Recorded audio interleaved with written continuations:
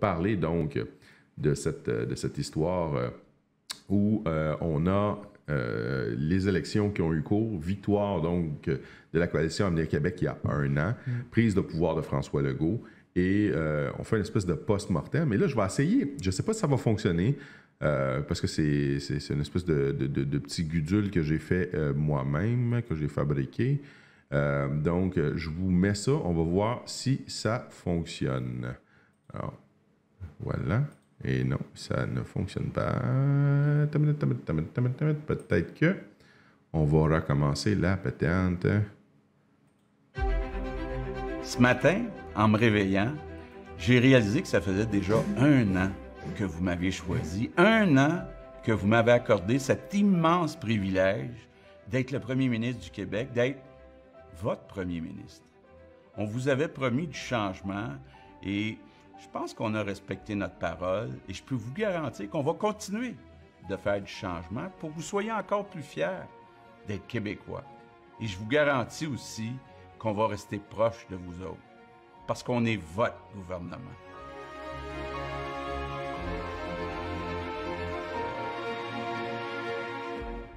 Moi, j'aime la fin du message, mais le début puis le milieu, je le trouve ordinaire. Puis je vais vous dire pourquoi. On met nos sièges en jeu, qu'il va en avoir du changement. Tu sais, c'est ça. Ouais. Fadol, ma gang de tabarnak. Mais non, c'est pas ça, là. Mais tu sais, je sais pas. J'aurais insisté sur autre chose. On parle de changement. Tu sais, Greta, elle parle de le changement s'en vient. Oui. Mais écoute, on fait une espèce de post-mortem, si vous voulez, de la dernière année. Je suis curieux de faire un petit tour de table rapidement avec vous, puis d'en jaser un petit peu. Éric? Oui. Ben moi, c'est sûr... Je sais que tu es très critique habituellement oui, je suis très critique à l'endroit du gouvernement Legault. Oui, ben moi, je pense que le gouvernement Legault a fait des bons coups. J'en ai déjà parlé, j'ai aucun problème. De toute façon, c'est pas dans ma nature de bâcher pour bâcher. Là. Moi, je vais avec ce que j'observe. Puis moi, j'ai bien hâte de voir, parce qu'on sait que M. Legault vient de l'entreprise privée. Vous vous rappelez que dans le conflit avec ABI, il a dit le syndicat, il n'est pas raisonnable. Et là, dernièrement, il a dit que pour les syndicats, les travailleurs dans l'éducation, de la fonction publique, il a dit qu'il n'y avait pas de marge de manœuvre pour les négociations. Hein, Christian?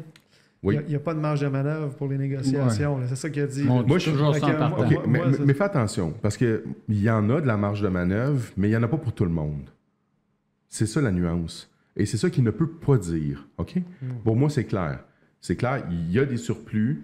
Il est prêt à les octroyer, mais il ne les donnera pas à n'importe qui. Pas aux médecins spécialistes. Puis il ne donnera certainement pas aux médecins, ni aux généralistes, ni aux spécialistes. Et il ne veut pas non plus en donner trop aux fonctionnaires gouvernementaux.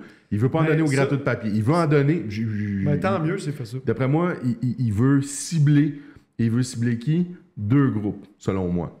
C'est mon hypothèse. Premier groupe, les infirmières. Pour une raison qui est évidente. Ouais. Et il y a comme une porte qui s'est ouverte aujourd'hui en lien avec les préposés aux bénéficiaires dans les CHSLD. Je ne sais pas si vous avez entendu parler de la nouvelle. Non. Une entrevue que Legault accordait, en fait, c'est question-réponse. Et il y a quelqu'un qui lui demandait « Oui, mais qu'est-ce que vous penseriez, Monsieur le Premier ministre, de diminuer le taux d'imposition des préposés aux bénéficiaires lorsqu'ils font du temps supplémentaire et d'augmenter la rémunération. » Et il s'est montré tout à fait ouvert à ça. Ah, c'est intéressant, ça. Alors, voilà de un. Naturellement, vous pouvez être certain que d'autre part, qu'est-ce qui va se passer? Les infirmières vont lever la main puis ils vont cogner à la porte. Oui. Parce que du temps supplémentaire, des doubles puis des triples chiffres, s'il y en a qui font ça, c'est bien les infirmières. Et si c'est montré ouvert pour les préposés aux bénéficiaires, parions qu'ils vont faire la même chose. Et on devrait voir aussi une majoration de la rémunération de manière substantielle. Et je m'attends à quelque chose de similaire, un rattrapage pour les enseignants. Moi, je le souhaite. Puis, moi, la seule, tu sais, puis on revient, tu sais, tout le contexte d'immigration. Oui. Il nous a dit qu'elle allait abaisser, mais qu'au final, en 2021-2022, qu'elle allait remettre le même nombre, alors que c'est une... Puis il était supposé geler les salaires des médecins. Là, finalement, il a lancé une étude avec la FMSQ. En tout cas, puis moi, ce que j'entends, parce que je suis délégué syndical à mon travail, puis j'entends qu'en haut, ça ne sera pas facile les négociations avec les travailleurs. Puis on n'a pas en tout cas, même qu'on me dit, puis je ne sais pas si... Mais les négos, c'est jamais facile, Éric. Non, mais ce n'est jamais facile. Non, mais moi, ce qu'on me dit, c'est que ça va être aussi pire qu'avec les libéraux, peut-être même pire. Mais là, je ne sais pas. On va voir. Peut-être qu'on va se montrer un peu plus ouvert. Mais moi, je vous le dis, ça va se traduire avec ce qui va se passer dans la fonction publique, avec la négociation des nouvelles conventions collectives. Moi, je pense qu'il y a certains corps de métier qui auraient tout intérêt à sortir des fronts communs, à ne pas se joindre à des fronts communs. Et nommément les infirmières, les préposés aux bénéficiaires qui travaillent dans le CHSLD et les enseignants. Ces trois groupes-là en particulier, donc, qui ont fait les frais dans les dernières décennies énormément, qui ont casqué énormément. Écoutez, les profs, là, on est 30% en deçà de la moyenne nationale. Je ne suis pas en train de vous parler des salaires les plus élevés, là, de la moyenne nationale. On est 30% en dessous. Donc, écoutez, juste de tendre à nous ramener vers la moyenne nationale. Pas au-dessus, la moyenne. Puis en santé, même affaire. Traite ton monde comme du monde, bâtard. C'est ça. Hein? Si je regarde la commission scolaire de Montréal avec les enseignants, là, il y a des enseignants qui veulent prendre une pré-retraite. Ils demandent une diminution de leurs tâches. Ils se font dire non. Ils se font dire non par la commission scolaire. Écoutez, qu'est-ce que vous pensez qu'il va arriver à ce monde-là? Ce monde-là, là, ils savent qu'il y a des pénuries d'enseignants un petit peu partout à travers le Québec quand tu sors de Montréal. Ben oui. Hey! Doigt d'honneur, merci, bonsoir, je change de commission scolaire, je vais aller travailler là, je vais aller finir ma commission. Je vais aller finir où est-ce qu'on va me respecter en tant qu'individu. Ça, c'est pour la commission scolaire à Montréal. Et donc, les commissions scolaires ont tout intérêt à respecter leur personnel, quel qu'il soit. C'est vrai pour les enseignants, mais c'est vrai pour les techniciens d'éducation spécialisée. C'est vrai pour tout le personnel de soutien. Hein? Mais moi, ce qui... Voilà. Ben, tu as tout à fait raison là-dessus. Puis là, j'ai écouté M. Roberge tantôt aux nouvelles avant d'arriver ici, qui parlait du dépôt de projet de loi. On ne parlera plus de commission scolaire, on va parler de centre de service. Puis moi, vous le savez, j'en parle souvent, l'école athlète, ça va être ça, là. Ouais. Centre de service à la clientèle. OK? Le client a toujours raison. C'est ça que vous voulez dans vos écoles.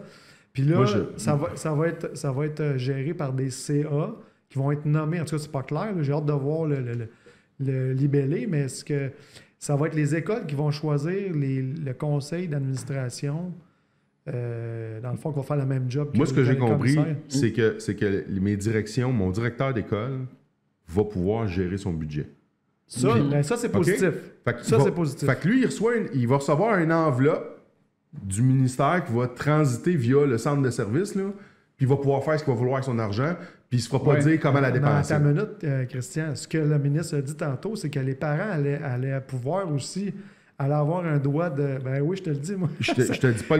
Oui, je te dis pas, mais généralement, ça se vend... Regarde, on a les conseils d'établissement avec des parents, puis les parents sont parlables, puis ils savent qu'on agit dans l'intérêt de leurs enfants. Pierre, qu'est-ce que tu en penses de tout ça, là, toi, ton constat après un an de gouvernement caquiste? Ben moi, ce que j'en pense, regarde, quand la CAQ a été élue, on a dit, on vient d'élire un gouvernement de droite.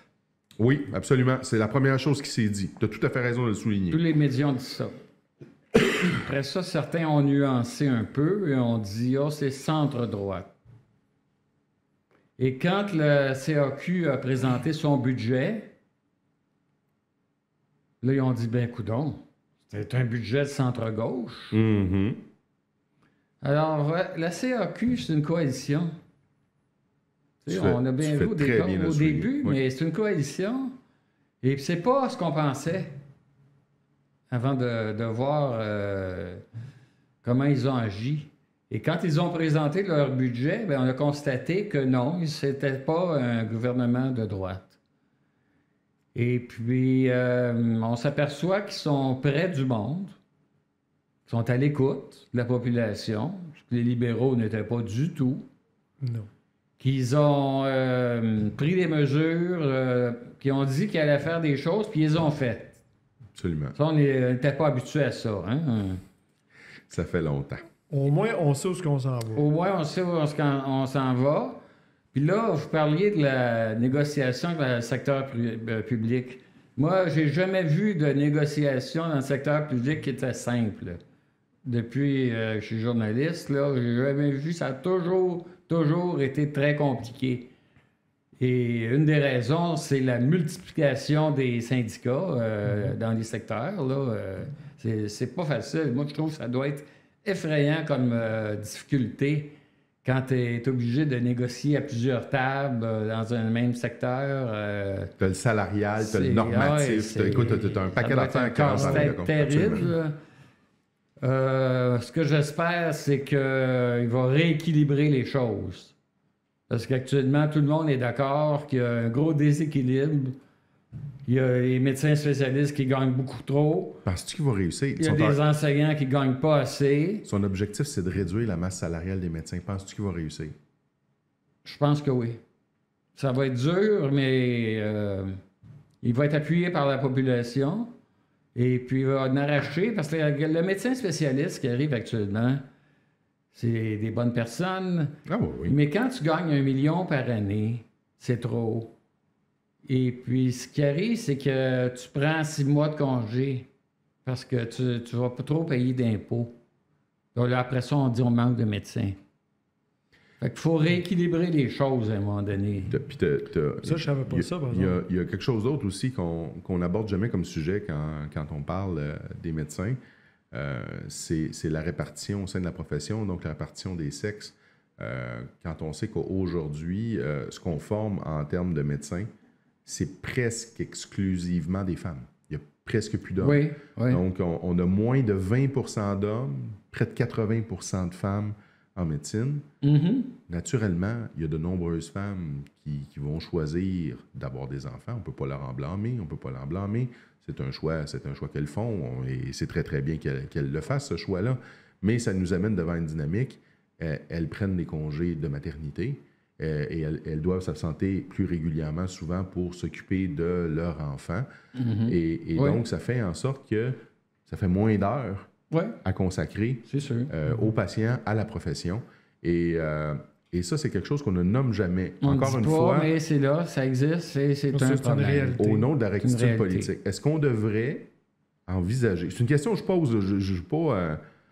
Est-ce qu'on devrait penser à imposer un quota, comme on l'a fait pendant des décennies, pour encourager les femmes à joindre certaines professions, ici dont la médecine, pour avoir un plus grand ratio d'hommes? Donc, je ne suis pas en train de... Tu sais, qu'on ramène ça vers le 50-50. Moi, je suis pas...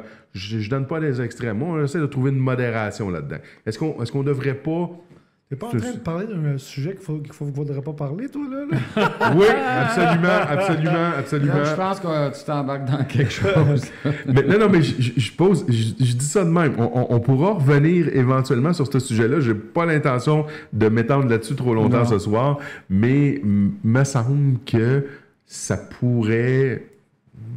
Il n'y a pas de solution facile. Moi, je pense, en tout cas, par rapport aux médecins, c'est pas compliqué, là. Ministre Barrette, je pense en 2017 là, ou 2018, ils ont baissé les ratios de connivence avec le Collège des médecins, le ratio d'entrée à la faculté de médecine. Oui. Ça, là, c'est en plein dans la logique marchande du marché de la santé, de l'industrie de la santé. Oui. OK?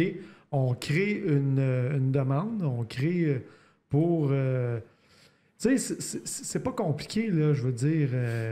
On peut former des médecins. Là, on parle des super infirmières. Moi, je pense que c'est une belle solution. Là. Mm-hmm.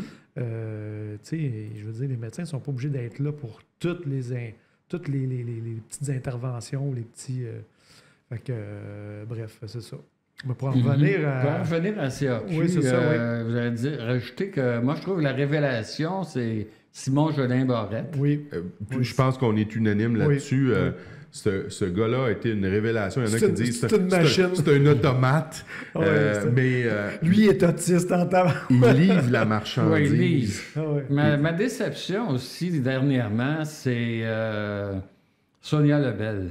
Oui, OK. Qui est allée déclarer que le Québec était une province bilingue. Ils se mettent un pied dans la bouche, hein? Ça, là, en tant que... C'est comme Manon Massé, à un moment donné. Oui. En tant que ministre responsable, là, j'en reviens pas. C'est une grosse, très grosse bévue. Je ne sais pas si elle s'est excusée. Moi, je pas pense ma connaissance, mais c'est une grosse gaffe. Alors, il y a elle, c'est une grosse bévue, puis je mettrai en surveillance, c'est drôle, Pierre Fitzgibbon. Oui, ben justement, je voulais en parler tantôt. Puis, je le regarde aller, c'est le... Ministre des Finances. C'est le ministre des Finances, c'est le ministre des Banquiers, de la haute finance, justement. Mais je pense que tu n'as quasiment pas le choix d'en avoir. Je le mets sous haute surveillance parce que je regarde les investissements, les prêts, les subventions qu'ils accordent, là, puis moi, je dis c'est à surveiller de près. Moi, je veux juste vous rappeler, puis c'est drôle que tu parles de Fitzgibbon, parce que les deux bonzes, tu sais, il y a Christian Dubé, qui a travaillé avec Sabia à la Caisse de dépôt. Lui, il était là, et Legault a dénoncé ça quand il était dans l'opposition, Rona, l'histoire Rona. Mais c'est Christian Dubé qui était tout en haut de ça. Là, moi, là, j'ai bien des réserves. Moi, je veux juste du bon pour le Québec, là, mais comme j'ai dit souvent, puis peut-être que je suis un peu peut-être un peu pessimiste, mais je dis tout le temps que le gouvernement Legault, c'est un repas libéral avec une sauce nationaliste. Mais je vous dis, moi, si avoir été Legault ou un gouvernement vraiment là, pour le Québec, moi, je pense que Michael Sabia devait quitter la Caisse de dépôt et de placement. C'est du monde qui sont contre le Québec. C'est des gens qui sont contre le Québec. Non, je ne suis pas d'accord avec ça. Moi, je pense que ça va se faire éventuellement. Okay. Ça va se faire... Écoutez, on termine la première année du mandat. Ils en ont eu en masse du pain sur la planche dans les derniers mois. Il y a eu le projet de loi sur la laïcité qui était adopté. Il ne faut pas oublier à quel point ça a brassé et c'est pas terminé. Ça va se poursuivre.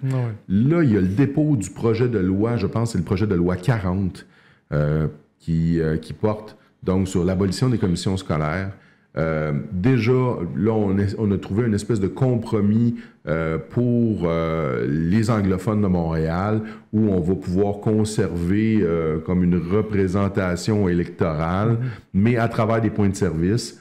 Donc, c'est comme une espèce de système hybride qu'on veut ériger, mais n'oubliez pas, ne négligez pas le fait que cette même communauté-là va faire tout de même une levée de bouclier, va vouloir s'opposer à tout ça. Excusez, je revenais à Fitzgibbon, là. Si je ne m'abuse, il ne s'est pas opposé à la vente d'Air Transat. Tu as tout à fait raison. Canada, je pense même qu'il s'en est réjoui. Oui, il s'en est réjoui. Ça, je n'ai pas aimé ça.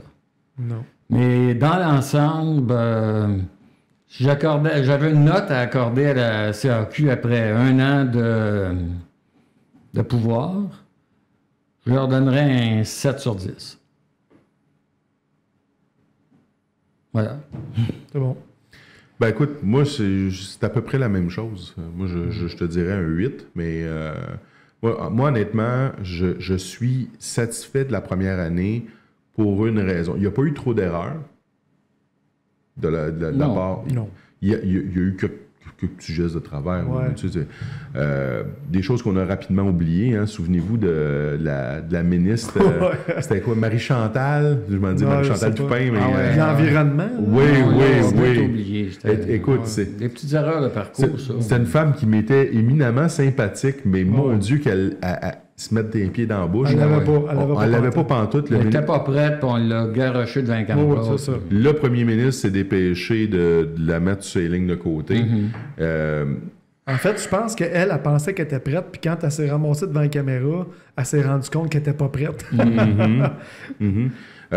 Donc, toute cette question-là, oui, je pense il y a eu beaucoup d'improvisation au début, dans le premier mois. Là, on a vu ça, là, beaucoup d'ajustements. C'est normal. Ils se mettent en place. Si tu regardes ça, ils ont fait appel aussi beaucoup à des stratèges et des conseillers d'anciennement du Parti québécois. Pour, comme chef de cabinet, comme conseiller, tout ça. Tu as raison de le souligner. Ouais. Écoute, mais moi, somme toute, je suis relativement satisfait de Legault pour la dernière année. On va voir comment que ça va aller dans les prochains mois. Ouais. Effectivement, on tombe en négociation pour les renégociations de conventions collectives. Donc, ça va effectivement, comme vous l'avez souligné, brasser pas mal. Moi, je pense que ça va brasser. Mais ça brasse à chaque fois. Voilà. Ça, c'est important de le dire. C'est sûr que ça va brasser. Oui, mais à partir du moment où c'est fait... Il n'y a pas de négo, ça va pas brasser. À partir du moment où c'est fait de bonne foi, de part et d'autre, et de toute façon, on va se le dire, ceux qui ont le bon bout du bâton, c'est le gouvernement dans ces négos-là. À partir du moment où il y a de la bonne foi qui est faite, puis qui est mise sur la table, je pense que on est capable de voir puis de faire la part des choses, tu sais. Fait que comme je te dis, moi, tendre, comme par exemple pour les enseignants, tendre vers l'équité. Je ne demande pas l'équité, mais tendre vers l'équité. Mais c'est pas juste ça, Christian, c'est les conditions de travail. Aussi, ça prend de l'attraction. Tu sais, on a beau faire une mesurette, comme c'est correct, là, je ne suis pas contre ça. Tu sais, comme tu disais, les passerelles, là. Ceux qui n'ont pas le bac en pédagogie, mais qui ont une maîtrise ou quelque chose, d'aller enseigner au secondaire, j'ai aucun problème avec ça. Ouais. Mais il faut avoir des classes régulières. Oui, pas absolument. Des classes d'adaptation scolaire. Tu as tout à fait raison. Il est là le problème. Arrêtez de tout mettre les élèves au même niveau. Avec là le problème. Les élèves avec des troubles de comportement, les élèves avec des troubles sévères d'apprentissage. Je ne parle pas d'un problème mineur. Tu es peut-être un peu dyslexique. On est capable de moyenner, on est capable de s'arranger. Mais les cas sévères, là, ils ont besoin de services spécialisés, ils ont besoin de classes spécialisées.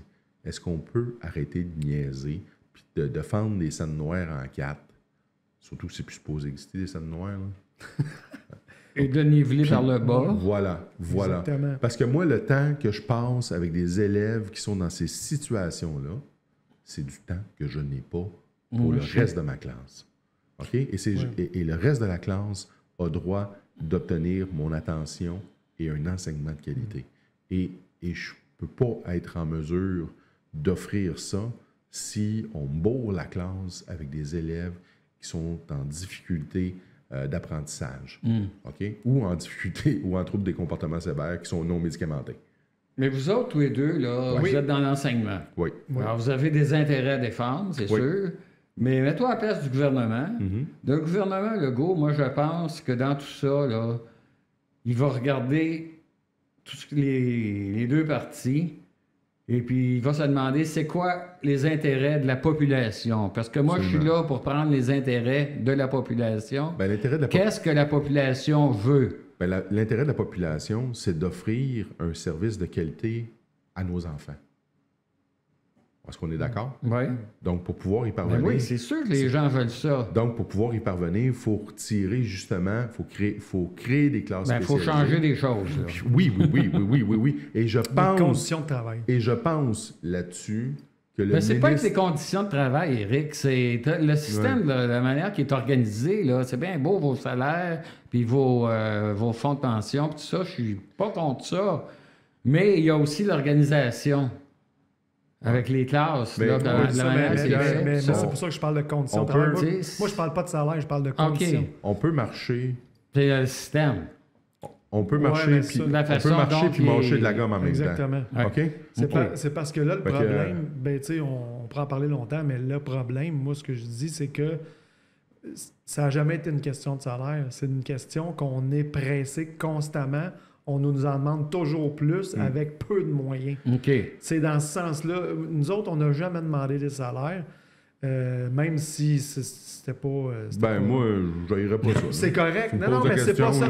Mais sérieusement, moi, je cracherai pas dessus là, si ça va bien pour les négociations en termes de salaire. Moi, ce que je dis, c'est que moi, ce que j'ai le goût, là, c'est d'aller travailler le matin, puis de pas me dire que hey, j'aurais pu faire ça, parce que j'ai pas le temps. J'ai pas le temps, je suis pressé. Ça débarque constamment. Les parents débarquent à l'école. Sans rendez-vous, il faut répondre tout de suite comme si on était un athlète. Hein. On t'en demande trop. On nous en demande trop. T'sais. C'est la charge de travail. La charge de travail. Les professeurs, c'est la même chose. On est dans un contexte comme ça. Donc, il y a les conditions de travail, c'est vrai, mais les conditions de travail impactent directement les élèves. Parce exact. Que le nombre d'élèves par classe, etc. D'un. De deux, pourquoi c'est important de venir jouer sur la rémunération? Puis là, je vais arrêter là-dessus parce que je veux changer. Je veux pas continuer l'éducation, je veux qu'on change. C'est qu'on est en situation de pénurie. Il faut que tu rendes à nouveau la profession attrayante. Attrayante, exactement. Okay?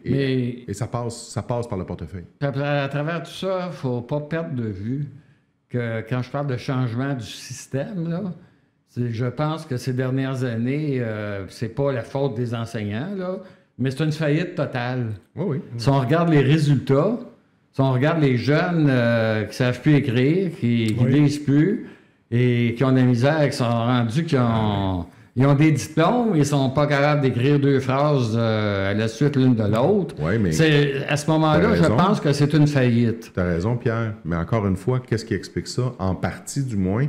Le nivellage par le bas, pour commencer. Oui, mais quand tu intègres des élèves, tu as un jeune qui a des troubles de comportement sévères, qui hurle dans la classe au primaire, qui court partout.